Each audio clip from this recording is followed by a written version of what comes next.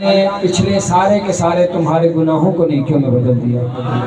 یہ کوئی تھوڑی بات ہے، یہ کوئی معمولی بات ہے؟ انسان مرنے کے بعد ایک ایک نیکی کو ترسے گا۔ جیسے اللہ تعالیٰ حج کرنے کے بعد اپنے بندوں کے پچھلے گناہوں کو معاف کر دیتا ہے، اللہ کے رسول نے فرمایا اللہ اسی طرح اللہ کے ذکر میں جو لوگ شامل ہوتے ہیں اللہ ان کے پچھلے سارے گناہوں کو معاف کر دیتا ہے۔ اور اللہ تعالیٰ فرماتا ہے مجھے کوئی پرواہ نہیں اس نے کتنے گناہ کیے تھے۔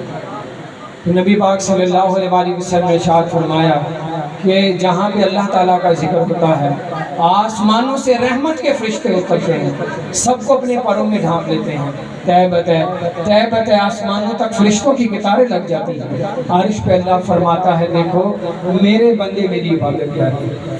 پھر اللہ کے رسول نے فرمایا کہ اللہ تعالیٰ کے کچھ ایسے فرشتے ہیں جن کی تعداد اربوں خربوں سے بھی زیادہ ہے، اللہ تعالیٰ نے صرف ان کی ڈیوٹی یہ لگائی ہے، وہ آسمانوں میں گھومتے ہیں پھرتے ہیں تلاش کرتے ہیں، جہاں پہ بھی اللہ کے ذکر کی محفل کو پا لیتے ہیں اس محفل میں آ کے بیٹھ جاتے ہیں۔ آقا نے فرمایا جب اللہ کے ذکر کی محفل ختم ہو جاتی ہے وہ تمام فرشتے آسمانوں کی طرف واپس چلے جاتے ہیں۔ پھر اللہ تعالیٰ فرشتوں سے پوچھے گا اے فرشتوں تم لوگ کہاں سے آ رہے ہو؟ فرشتے عرض کریں گے اللہ تیرے بندے تیری عبادت کرنے تو اس محفل سے آ رہے ہیں۔ اللہ تعالیٰ فرشتوں سے پوچھے گا کیا انہوں نے میری جنت دیکھ لی ہے کہ جنت کی لالچ کی وجہ سے میری عبادت کر رہے تھے؟ فرشتے عرض کریں گے اللہ انہوں نے تیری جنت نہیں دیکھی پھر بھی تیری عبادت کر رہے تھے۔ آقا نے فرمایا اللہ تعالیٰ ان فرشتوں سے پوچھے گا کیا انہوں نے میری دوزخ دیکھ لی ہے کہ دوزخ کے ڈر کی وجہ سے میری عبادت کر رہے تھے؟ فرشتے عرض کریں گے اللہ انہوں نے تیری دوزخ بھی نہیں دیکھی پھر بھی تیری عبادت کر رہے تھے۔ اللہ تعالیٰ فرشتوں کو حکم فرمائے گا اے فرشتوں تم لوگ گواہ رہنا مجھے اپنے عزت اور جلال کی قسم جتنے بھی ذکر کرنے والے تم نے سب کو بخش دیا معاف کر دیا۔ پھر آقا نے فرمایا بات یہاں پہ ختم نہیں ہوتی، ان تمام فرشتوں میں سے ایک فرشتہ ندا کرے گا عرض کرے گا اللہ ان میں کچھ لوگ ایسے بھی بیٹھے تھے جو تیرا ذکر عبادت کرنے کی نیت سے نہیں آئے تھے، وہ ویسے ہی گزرتے اس محفل میں آ کے بیٹھ گئے تھے۔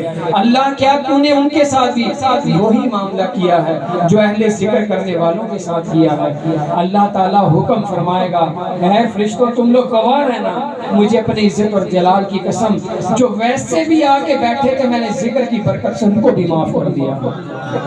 نبی پاک صلی اللہ علیہ وسلم نے ارشاد فرمایا کہ جو لوگ اللہ کی راہ پہ سونا چاندی خرچ کرتے ہیں، آقا نے فرمایا اللہ کی راہ پہ سونا چاندی خرچ کرنے سے بھی زیادہ افضل ہے اللہ کا ذکر کرنا۔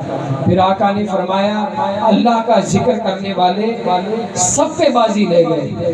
پھر نبی پاک صلی اللہ علیہ وسلم نے ارشاد فرمایا اللہ تعالیٰ کو سب سے زیادہ پسند پتہ کیا ہے؟ آقا نے فرمایا اللہ کو سب سے زیادہ پسند ہے جہاد اکبر۔ جہاد اکبر اس کو کہتے ہیں جو اللہ کی خاطر اپنی جان کو قربان کر دے اس کو جہاد اکبر کہتے ہیں۔ آقا نے فرمایا کہ جہاد اکبر سے بھی زیادہ بلند درجے ہیں اللہ کے ذکر کرنے والوں کے۔ نبی پاک صلی اللہ علیہ وسلم نے ارشاد فرمایا جو شخص ہر وقت اللہ کا ذکر کرتا رہتا ہے وہ قیامت کے دن مسکراتا ہوا جنت میں داخل ہو جائے گا۔ نبی پاک صلی اللہ علیہ وسلم نے ارشاد فرمایا کہ جب میرا امتی میرا غلام جب اللہ کے ذکر کے ساتھ اپنے ہونٹوں کو ہلاتا ہے تو اللہ تعالیٰ بھی ان کے ساتھ موجود ہوتا ہے۔ آقا نے فرمایا کہ میرا امتی میرا غلام جب اللہ کے ذکر کے ساتھ اپنے ہونٹوں کو ہلاتا ہے تو اللہ تعالیٰ کے عرش کا نور کا سایہ بھی ان کے اوپر ہوتا ہے۔ نبی پاک صلی اللہ علیہ وسلم نے ارشاد فرمایا اللہ کا ذکر کرنے والے بروز قیامت کے دن ان کے چہرے 14ویں چاند کی طرح روشن ہوں گے اور اونچے اونچے مینار کی طرح نظر آئیں گے۔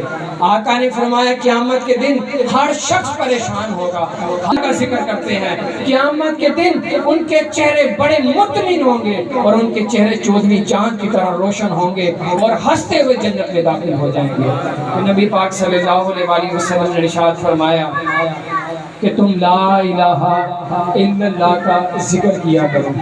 جب ہمارا ایمان کمزور ہوتا ہے ہم نمازیں چھوڑ دیتے ہیں، جب ہمارا ایمان کمزور ہوتا ہے ہم ماں باپ کے نافرمان بن جاتے ہیں.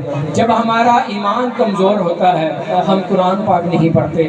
جب ہمارا ایمان کمزور ہوتا ہے نہ ہم درود شریف پڑھتے ہیں نہ ہی اللہ کا ذکر کرتے ہیں. آقا نے فرمایا کہ